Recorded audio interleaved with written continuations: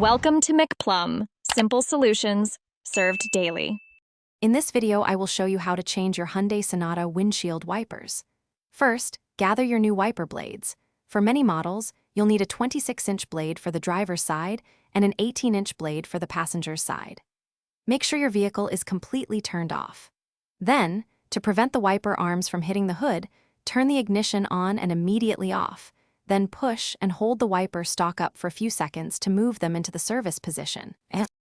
Now that your wiper arms are in the service position, you can safely lift them away from the windshield. Be careful not to let the arm snap back down, as it could damage the glass. Look closely at where the wiper blade connects to the arm. You'll usually find a small tab or button.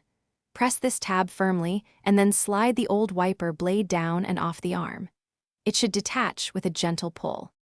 With the old blade removed, take your new wiper blade. Align its connector with the hook or pin on the wiper arm.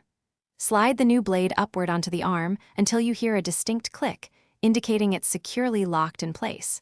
Double-check that it feels firm and won't easily detach. Once both new blades are attached, carefully and slowly lower each wiper arm back down onto the windshield surface. After installing both new wiper blades, it's time for a quick test. Turn your vehicle's ignition back on and activate the windshield wipers using some washer fluid.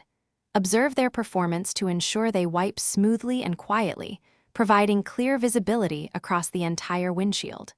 For the best and most consistent performance, it is always recommended to replace both wiper blades at the same time. Thanks for watching. Stay juicy and subscribe.